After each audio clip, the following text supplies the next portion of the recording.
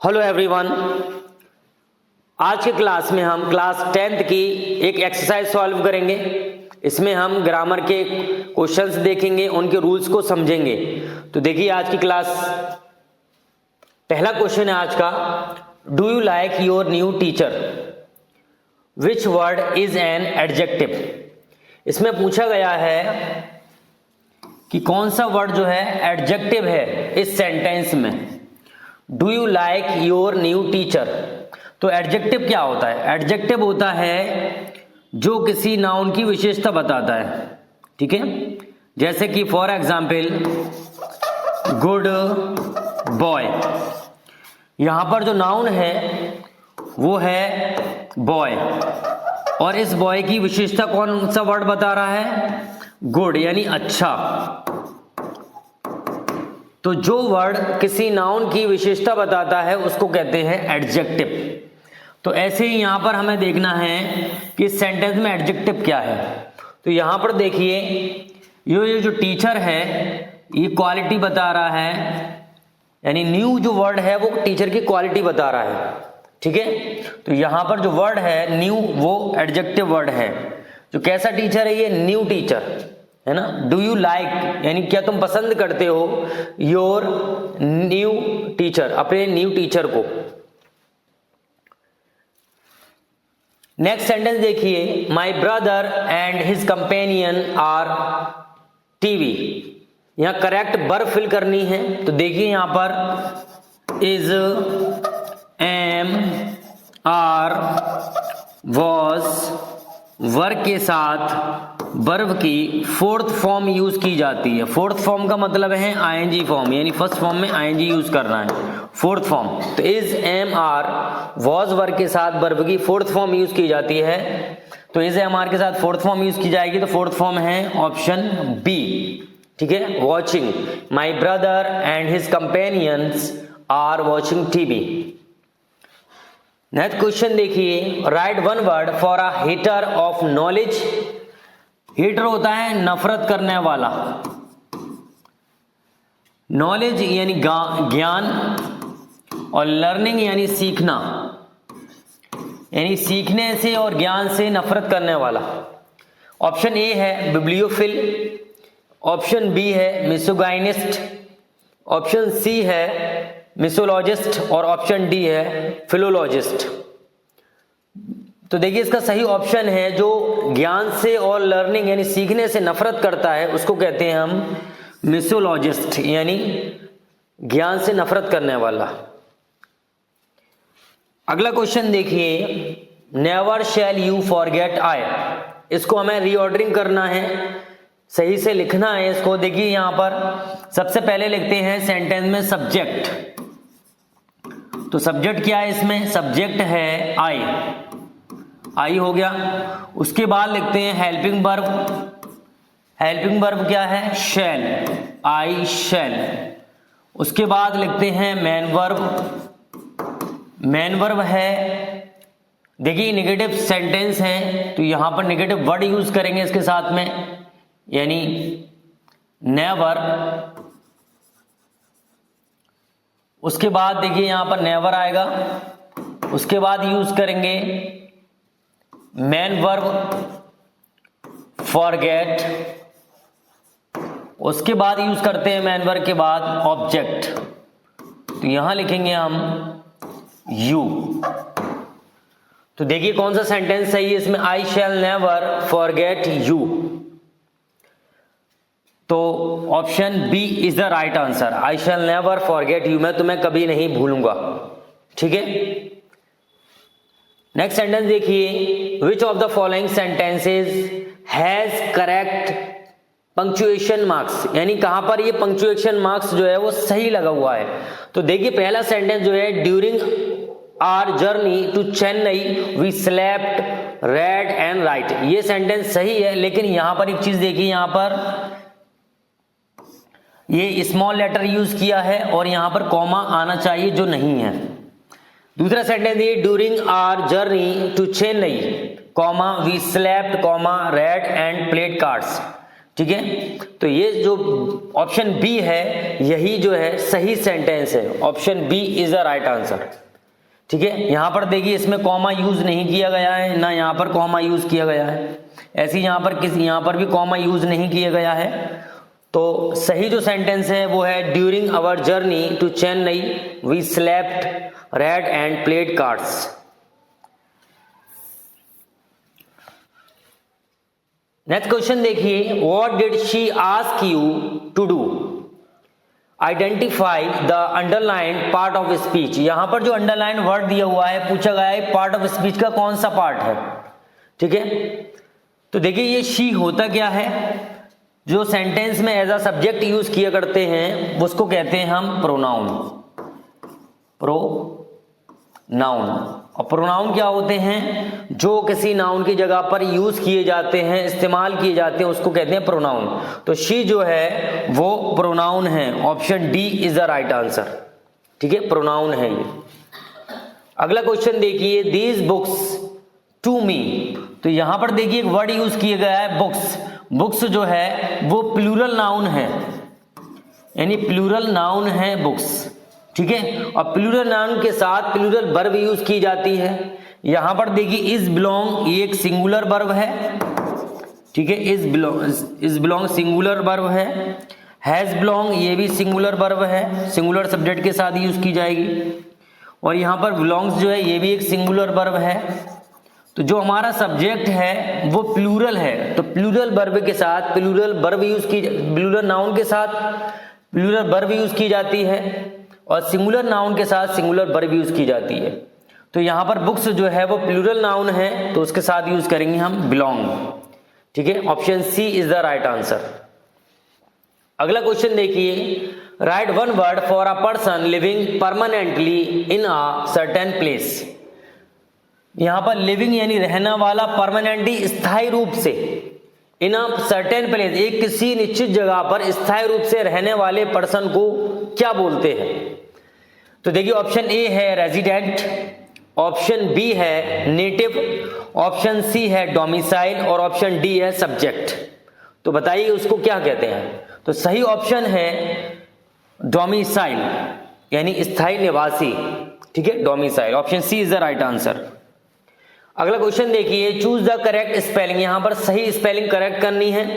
तो देखिए सही स्पेलिंग की होती है इसकी IMPORTANT, इम्पोर्टेंट। सही स्पेलिंग होती है इम्पोर्टेंट। तो कौन सा ऑप्शन सही है इसमें, option B is the right answer.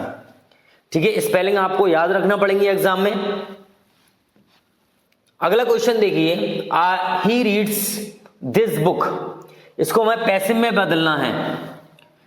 तो देखिए यहां पर पैसिव में बदलने के लिए क्या करते हैं, पहले ऑब्जेक्ट को सब्जेक्ट बनाते हैं, तो दिस बुक।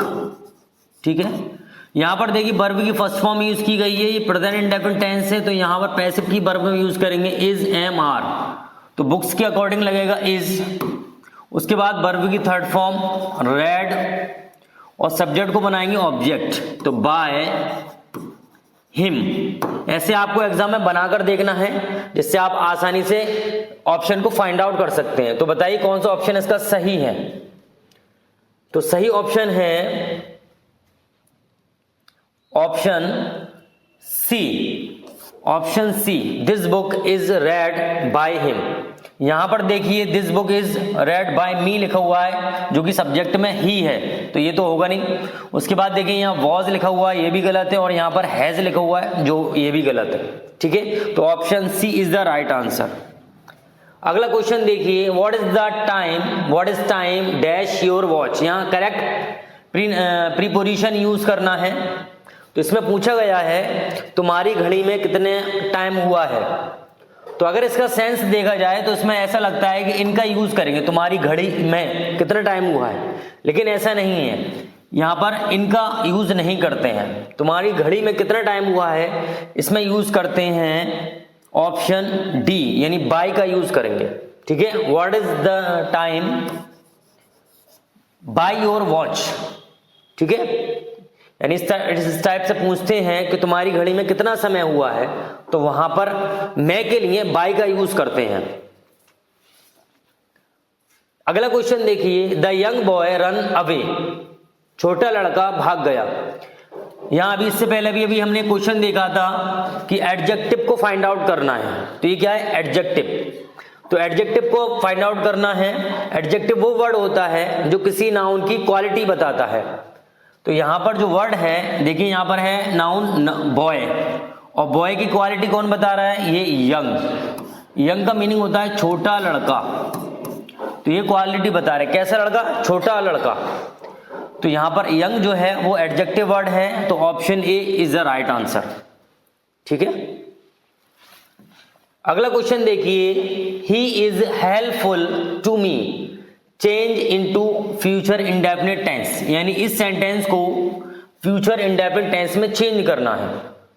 तो देखिए पहला ऑप्शन ए है, he was helpful to me, ये पास्ट इंडेफिनिट टेंस में चेंज हुआ है। दूसरा सेंटेंस है, ही हेल्प्स मी, ये प्रेजेंट इंडेफिनिट टेंस में चेंज हुआ है। He will be helpful to me, ये फ्यूचर इंडेफिनिट टेंस में चेंज हुआ है। और he has been helpful to me, ये फ्यूचर वो प्रेजेंट परफेक्ट टेंस में चेंज हुआ है। तो सही ऑप्शन जो है ऑप्शन सी है, he will be helpful to me, वह मेरे लिए फायदेमंद होगा। ठीक है। तो सही ऑप्शन जो है option C is the right answer. ठीक है। अगला क्वेश्चन देखिए, चूज द करेक्ट स्पेलिंग, यहां पर सही स्पेलिंग चूज करना है। देखिए कितना आसान है ये। तो सही स्पेलिंग होती है SCIENCE, साइंस। ठीक है, साइंस यानी विज्ञान। तो सही ऑप्शन क्या है इसमें? Option A. कभी कभी इस पेपर में आपके एग्जाम में बहुत आसान क्वेश्चन आ जाते हैं। ठीक है। अगला क्वेश्चन देखिए, the test was not difficult so I passed easily, the word difficult is, यहां पर पूछा गया है ये जो वर्ड है डिफिकल्ट, ये क्या है पार्ट ऑफ स्पीच के अकॉर्डिंग। इससे पहले भी अभी हमने देखा था, the test was not difficult, तो बताया था कि जो वर्ड किसी नाउन की क्वालिटी बताता है, विशेषता बताता है किसी संज्ञा की, उसको कहते हैं एडजेक्टिव। तो यहां देखिए, द टेस्ट यानी परीक्षा, वाज नॉट डिफिकल्ट यानी कठिन नहीं थी। ठीक है, मुश्किल नहीं थी। तो किसकी क्वालिटी बता रही है? टेस्ट की क्वालिटी बता रहा है। ठीक है। तो ये वर्ड पूछा गया है, डिफिकल्ट वर्ड क्या है? ऑप्शन ए है अ वर्ब, ऑप्शन बी है अ नाउन, ऑप्शन सी है एन एडवर्ब, और ऑप्शन डी है एडजेक्टिव। तो इसका सही ऑप्शन है ऑप्शन डी, एन एडजेक्टिव। ठीक है, डिफिकल्ट। अगला क्वेश्चन देखिए, he goes to Spain often not only for the sun but also for the food. तो यहां पर अंडरलाइन जो वर्ड है इसमें पूछा गया है ये पार्ट ऑफ स्पीच के अकॉर्डिंग क्या है? नाउन है, प्रोनाउन है, एडजेक्टिव है, वर्ब है, एडवर्ब है, प्रीपोजिशन, कंजक्शन, इंटरजेक्शन। तो ऑप्शन ए है एडवर्ब, ऑप्शन बी है वर्ब, और ऑप्शन सी है कंजक्शन, और ऑप्शन डी है प्रीपोजिशन। तो इसका सही ऑप्शन है ऑप्शन सी, कंजक्शन। ये कंजक्शन क्या होता है? कंजक्शन वो वर्ड होते हैं जो दो सेंटेंसेस को, दो फ्रेजेस को, दो वर्ड्स को जोड़ते हैं। ठीक है, उसको बोलते हैं कंजक्शन। यहां पर देखिए दो सेंटेंस को जोड़ रहा है, नॉट ओनली, ठीक है, और बट आल्सो। अगला क्वेश्चन देखिए, the doctor reached home after my mother. थोड़ा इस सेंटेंस को समझते हैं। देखिए सेंटेंस में पास्ट परफेक्ट टेंस में बिफोर और आफ्टर का यूज किया जाता है। ठीक है, अगर सेंटेंस में बिफोर लिखा हुआ है तो देखिए यहां पर हैड का यूज पहले करते हैं और वर्ब की थर्ड फॉर्म आती है। और दूसरा जो सेंटेंस होगा उसमें पास्ट इंडेफिनिट टेंस यूज करेंगे, यानी सेकंड फॉर्म यूज करेंगे। आफ्टर लिखा होता है तो पहले सेकंड फॉर्म यूज करते हैं और बाद में हेड के साथ वर्ब की थर्ड फॉर्म यूज करते हैं। ठीक है, तो यहां पर देखिए क्या आया है, आफ्टर आया है। यहां पर आफ्टर आया है तो देखिए सेकंड फॉर्म पहले से आई हुई है और हमें क्या यूज करना है अब, हेड के साथ वर्ब की थर्ड फॉर्म। इससे आप याद रखेंगे बिफोर आता है तो हैड पहले आता है, आफ्टर आता है तो हैड बाद में आता है। ठीक, तो ऑप्शन ए है हैड डाइड, ऑप्शन बी है इज डाइड, ऑप्शन सी है वॉज डाइड और ऑप्शन डी है डाइड। तो सही ऑप्शन है ऑप्शन ए हैड डाइड। ठीक है, अगला क्वेश्चन देखिए, right one word for an animal story with a moral. ठीक है, यहां पर ये बताना है कि एक एनिमल की स्टोरी है जो हमें कुछ शिक्षा देती है, नैतिकता बताती है। जैसे कि शेर और खरगोश की स्टोरी होती है ना, कछुए की और खरगोश की स्टोरी होती है, चूहे की और शेर की स्टोरी होती है, जो हमें कोई नैतिकता दे रही है, यानी कोई सीख दे रही है, उसको क्या कहते हैं? तो ऑप्शन ए है फेबल, ऑप्शन बी है एनेक्डोट, ऑप्शन सी है टेल और ऑप्शन डी है पैराबल। तो बताइए कौन सा ऑप्शन इसमें सही है? तो इसका सही ऑप्शन है ऑप्शन ए फेबल। उसको बोलते हैं फेबल बोलते हैं जिन स्टोरीज में, एनिमल स्टोरीज में मोरल दिया होता है, कोई नैतिकता दी गई होती है, उसको बोलते हैं फेबल। अगला क्वेश्चन है चूज द करेक्ट स्पेलिंग। यहां ग्रामर की स्पेलिंग बतानी है, तो GRAMAR ग्रामर, इसकी सही स्पेलिंग जो है वो है ग्रामर। ठीक है, इसको पढ़ते हैं ग्रामर। तो बताइए कौन सा ऑप्शन सही है? Option C is the right answer. ठीक है, ऑप्शन सी। अगला क्वेश्चन देखिए, A beautiful temple is being built at Ayodhya. Ayodhya में एक सुंदर मंदिर बनाया जा रहा है। Identify the adjective. अब तो आपको एडजेक्टिव समझ आ गया होगा कि एडजेक्टिव होता क्या है। जो वर्ड, जो शब्द किसी नाउन की, किसी संज्ञा की विशेषता बताता है उसको बोलते हैं एडजेक्टिव। ठीक है, तो यहां पर देखिए नाउन क्या है? टेम्पल, और टेम्पल की विशेषता कौन सा वर्ड बता रहा है? ब्यूटीफुल। ठीक है, यानी सुंदर मंदिर। कैसा मंदिर? सुंदर मंदिर। तो ये बता रहा है, तो ये क्या है? Beautiful adjective. तो सही ऑप्शन क्या होगा? Option C beautiful. अगला क्वेश्चन देखिए, the sky grew dark, identify the verb. यहां पर जो है वर्ब को फाइंड आउट करना है, वर्ब को बताना है ये यहां पर वर्ब क्या है। तो वर्ब होता क्या है पहले समझते हैं थोड़ा सा। वो वर्ड जो किसी क्रिया के होने का बोध कराता है, यानी किसी क्रिया के होने के बारे में बताता है कि कौन सी क्रिया हुई है ना। जैसे जाना, आना, खाना, पीना, सोना, ये क्या है? क्रिया है। तो यहां पर वो क्या है? वर्ब। तो देखिए सेंटेंस क्या है? The sky grew dark. देखिए डार्क जो है वो एक एडजेक्टिव वर्ड है, द स्काई जो है वो एक नाउन है। ठीक है, अब बचा क्या? ग्रीव। तो यही वर्ड है, ये ग्रो की सेकंड फॉर्म है और इसका यहां पर मीन होता है होना या बढ़ना। ठीक है, इसका मीनिंग है होना या बढ़ना, यानी द स्काई ग्रीव डार्क, यानी आसमान जो है वो काला हो गया, गहरा हो गया। तो सही ऑप्शन क्या है? ऑप्शन डी, ये क्या है? वर्ब है। अगला क्वेश्चन देखिए, right one word for an animal और person that only eats herbs.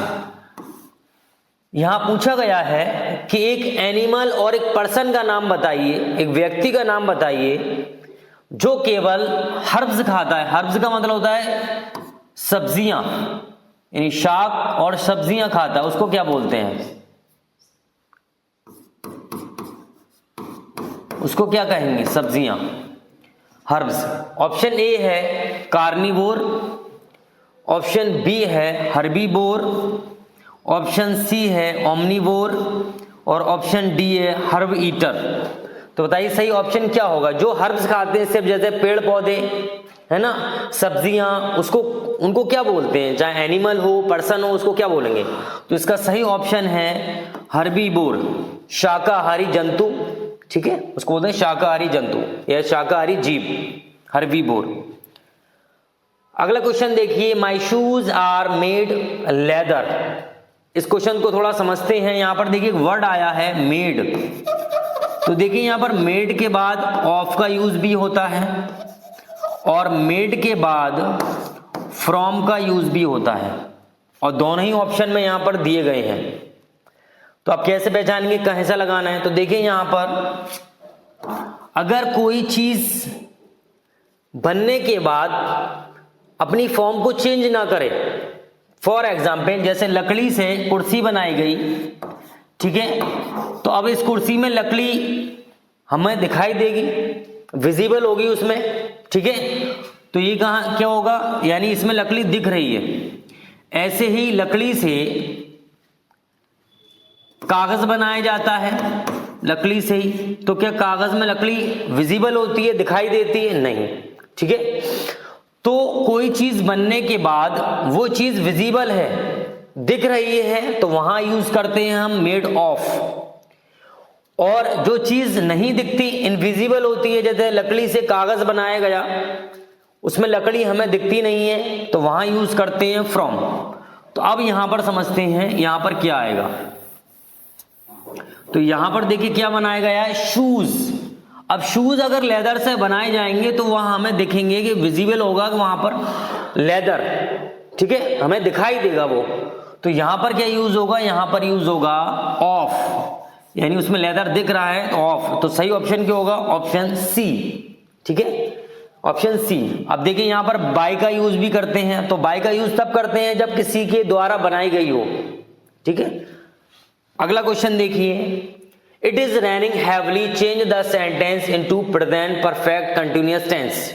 तो इस सेंटेंस को प्रेजेंट परफेक्ट कंटिन्यूअस टेंस में चेंज करना है। तो देखिए यहां बनाते हैं, it present perfect continuous tense में हैज बीन और हैव बीन का यूज किया जाता है। It has been raining heavily, ठीक है, it has been raining heavily. तो प्रेजेंट परफेक्ट कंटिन्यूअस टेंस में हैज बीन के साथ वर्ब की फोर्थ फॉर्म यूज की जाती है। तो बताइए कौन सा ऑप्शन सही होगा इसमें? तो option C is the right answer. देखिए ये जो है वॉज के साथ आईएनजी फॉर्म यूज की गई है, ये पास्ट कंटिन्यूअस टेंस है। यहां पर सेकंड फॉर्म यूज की गई है, ये पास्ट इंडेफिनिट टेंस है। और यहां पर विल के साथ फर्स्ट फॉर्म यूज की गई है, ये फ्यूचर इंडेफिनिट टेंस है। तो सही ऑप्शन क्या है, option C, it has been raining heavily. अगला क्वेश्चन देखिए, in the summer we go to the lake, identify the noun. यहां पर संज्ञा को पहचानना, यानी यहां पर जो सेंटेंस दिया है उसमें संज्ञा क्या है। In the summer we go to the lake, यानी गर्मियों के मौसम में, गर्मी में हम झील जाते हैं। ऑप्शन ए है वी लेक, ऑप्शन बी है समर लेक, ऑप्शन सी है समर वी, और ऑप्शन डी है लेक। तो देखिए यहां पर नाउन को पहचानना यानी संज्ञा बतानी है। तो देखिए ये वी जो है ये प्रोनाउन है, इसमें तो नहीं हो सकता, वैसे तो ये भी नाउन है, लेकिन यहां पूछा गया नाउन को पहचानना है, नाउन। समर और लेक जो है ये नाउन है दोनों, समर नाउन है और वी जो है वो प्रोनाउन है, ठीक है, और नाउन लेक जो है वो नाउन है। तो सही ऑप्शन जो होगा वो होगा ऑप्शन बी, समर और लेक, ठीक है, क्योंकि समर भी जो है नाउन है और लेक भी नाउन है। और कौन सा नाउन है, ये है कॉमन नाउन, ठीक है, ये क्या है, ये कॉमन नाउन्स है दोनों, समर और लेक। अगला क्वेश्चन देखिए, fill in the blank with suitable adjective. देखिए बार बार ये एडजेक्टिव के क्वेश्चंस आ रहे हैं, अच्छे से समझ लेना इसको। एडजेक्टिव वो वर्ड होता है जो किसी नाउन की क्वालिटी बताता है। तो यहां देखिए एक वर्ड यूज हुआ है फ्रूट्स। तो देखिए यहां समझते हैं हम इसको, देखो हाउ, एक वर्ड होता है हाउ मैनी और एक वर्ड होता है हाउ मच, ठीक है, दो वर्ड होते हैं। इसका मीनिंग होता है कितने और इसका मीनिंग होता है कितना। हाउ मैनी का यूज जो किया जाता है वो काउंटेबल नाउन के साथ किया जाता है, यानी जिन नाउन को, जिन संज्ञा को हम गिन सकते हैं उनके साथ किया जाता है। और हाउ मच का यूज अनकाउंटेबल नाउन के साथ किया जाता है। तो यहां पर जो फ्रूट्स है वो क्या है, काउंटेबल नाउन है जिसको हम गिन सकते हैं। क्या ये काउंटेबल नाउन है, ये गिन सकते हैं। तो यहां पर क्या यूज होगा, how many fruits do you eat in average day, यानी एक दिन में तुम कितने फल खाते हो। ठीक है, तो how many fruits do you eat in average day, तो सही ऑप्शन जो होगा वो होगा ऑप्शन ए। ठीक है, आई होप आपको समझ आया होगा। अगला क्वेश्चन देखिए, Nitin purchase the house for his wife, change into past perfect tense. यहां पर जो सेंटेंस है ये पास्ट इंडेफिनिट टेंस है, यहां पर वर्ब की सेकंड फॉर्म यूज की गई है और यहां पर ये पास्ट इंडेफिनिट टेंस है और इसको हमें बदलना है पास्ट परफेक्ट टेंस में। पर पास्ट परफेक्ट टेंस में हेड के साथ वर्ब की थर्ड फॉर्म यूज की जाती है। तो ऐसे अगर आपको याद होगा तो आप आसानी से सेंटेंस को पहचान सकते हैं, है ना। और आपका जो OMR शीट में गोला भरने के लिए यहाँ तो उसको भर सकते हैं। यहां पर देखिए विल के साथ, विल हैव के साथ बीन और यहाँ ING फॉर्म यूज की गई है, तो ये तो पास्ट परफेक्ट टेंस नहीं है। या विल के साथ फर्स्ट फॉर्म यूज की गई है, ये फ्यूचर इंडेफिनिट टेंस है। यहाँ विल बी के साथ ING फॉर्म यूज की गई है, तो ये फ्यूचर कॉन्टिन्यूअस टेंस है। यहाँ देखिए हेड के साथ वर्ब की थर्ड फॉर्म यूज की गई है, तो ये पास्ट परफेक्ट टेंस है। तो option D is the right answer. ठीक है, ऑप्शन डी। अगला क्वेश्चन देखिए, right one word for a government, यानी एक सरकार, रन बाय अ डिक्टेटर, एक तानाशाह के द्वारा जो गवर्नमेंट चलाई जाती है उसको क्या कहते हैं। ऑप्शन ए है ऑटोक्रेसी, ऑप्शन बी है डेमोक्रेसी, ऑप्शन सी है ओलिगार्की और ऑप्शन डी है थियोक्रेसी। बताइए कौन सा ऑप्शन इसमें सही होगा। जो किसी तानाशाह के द्वारा चलाई जा रही है ना, उसको क्या कहते हैं। तो इसका सही ऑप्शन जो होगा वो होगा ऑप्शन ए, ऑटोक्रेसी, जिसको कहते हैं एक तंत्र। अगला क्वेश्चन देखिए, चूज द करेक्ट स्पेलिंग। यहां पर सही स्पेलिंग चूज करनी है, तो इसकी स्पेलिंग होती है इंस्पेक्टर। तो देखिए कौन सी है, INSPECTOR। तो देखिए INSPECTOR, इंस्पेक्टर। सही ऑप्शन क्या होगा, ऑप्शन सी। ठीक है, अगला क्वेश्चन देखिए, which part of speech in this underline word, यानी यहां पर जो अंडरलाइन वर्ड दिया हुआ है इसकी पार्ट ऑफ स्पीच क्या है। The boys went inside to eat dinner, यानी बॉयज लड़के वेंट गए इनसाइड अंदर की तरफ। जो वर्ड किसी नाउन को या किसी नाउन की जगह को दर्शाता है उसको क्या कहते हैं, यहां पूछा गया है, टू ईट डिनर। ठीक है, तो बताइए जो अंडरलाइन वर्ड है वो क्या है, एडवर्ब, प्रीपोजिशन, कंजक्शन और नाउन। ठीक है, एडवर्ब वो होता है जो किसी वर्ब की क्वालिटी बताता है, विशेषता बताता है।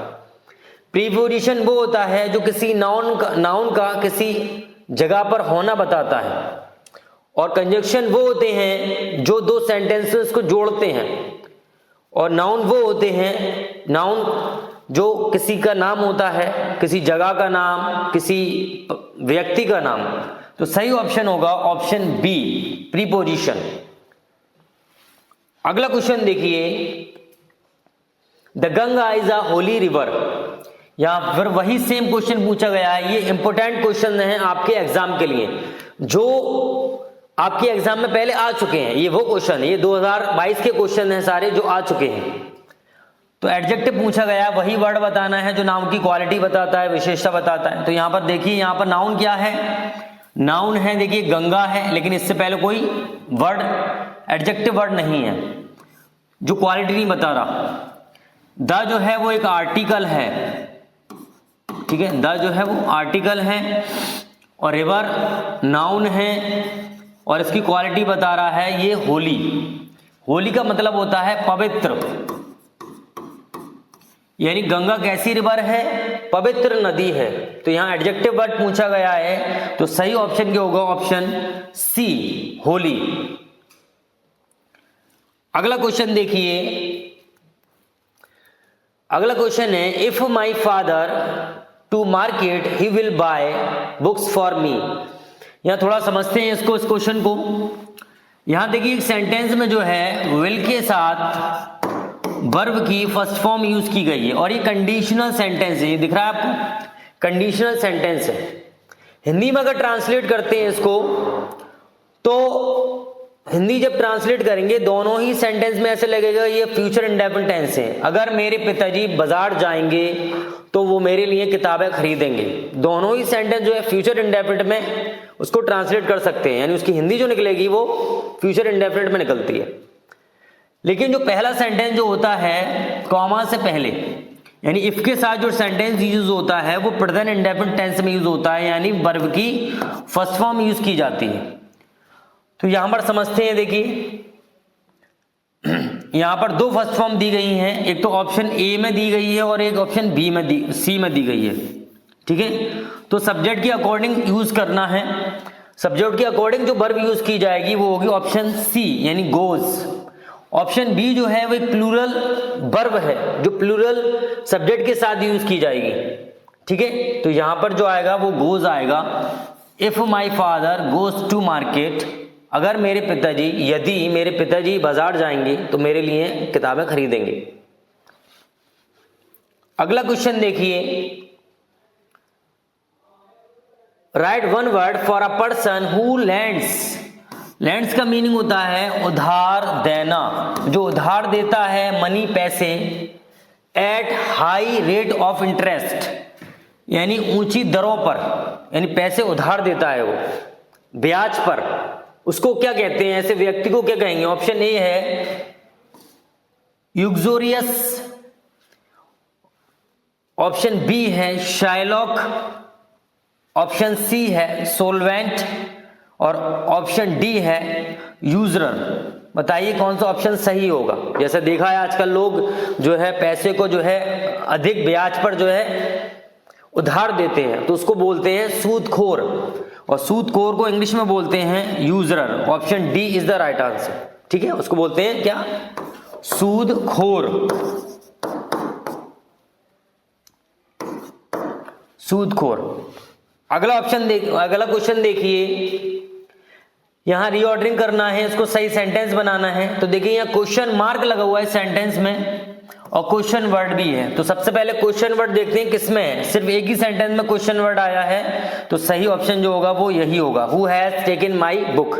ठीक है, क्योंकि क्वेश्चन वर्ड का यूज हमेशा सेंटेंस के शुरू में किया जाता है और किसी भी सेंटेंस में क्वेश्चन वर्ड शुरू में नहीं है। यहां पर देखिए दूसरे नंबर पे है, यहां पर सबसे लास्ट में लिखा हुआ है और यहां पर भी सबसे लास्ट में लिखा हुआ है। तो क्वेश्चन वर्ड का यूज जो है वो सेंटेंस के बीच में और लास्ट में नहीं करते हैं, और कहीं कहीं होता भी है तो वो कंजक्शन होते हैं, वो क्वेश्चन वर्ड नहीं होते हैं। अगला सेंटेंस देखिए, he writes a letter to his father. यहां पर देखिए ये जो क्वेश्चन टेंस है ये प्रेजेंट इंडेफिनिट टेंस है, यानी वर्ब की फर्स्ट फॉर्म यूज की गई है। इसको फ्यूचर इंडेफिनिट टेंस में चेंज करना है। फ्यूचर इंडेफिनिट टेंस में विल शैल के साथ वर्ब की फर्स्ट फॉर्म यूज की जाती है। आपको बहुत अच्छे से टेंस आना चाहिए, और टेंस आने पर सारी चीजें आपके लिए बहुत आसान हो जाती हैं। तो देखिए विल शैल के साथ वर्ब की फर्स्ट फॉर्म यूज की जाती है फ्यूचर इंडेफिनिट टेंस में। तो यहां पर देखिए वर्ब की सेकंड फॉर्म यूज की गई है, तो ये पास्ट इंडेफिनिट टेंस है। यहां विल के साथ वर्ब की फर्स्ट फॉर्म यूज की गई है, फ्यूचर इंडेफिनिट टेंस है। यहां पर विल बी के साथ वर्ब की फोर्थ फॉर्म यूज की गई है, ये फ्यूचर कंटिन्यूअस टेंस है। यहां हैज बीन के साथ वर्ब की फोर्थ फॉर्म यूज की गई है, ये प्रेजेंट परफेक्ट कंटिन्यूअस टेंस है। तो सही पूछा गया है यहां पर फ्यूचर इंडेफिनिट टेंस, तो फ्यूचर इंडेफिनिट टेंस है option B, he will write a letter to his father. ठीक है, तो ये वो क्वेश्चंस थे जो 2022 के एग्जाम में आए हुए हैं। ठीक है, और मोस्ट इंपोर्टेंट क्वेश्चंस हैं, इनकी अच्छे से प्रैक्टिस कीजिए। अगर आपको क्लास पसंद आई है तो लाइक कीजिए, अपने फ्रेंड्स के साथ शेयर कीजिए, और अगर आप चैनल पे नए हैं तो चैनल को सब्सक्राइब कीजिए।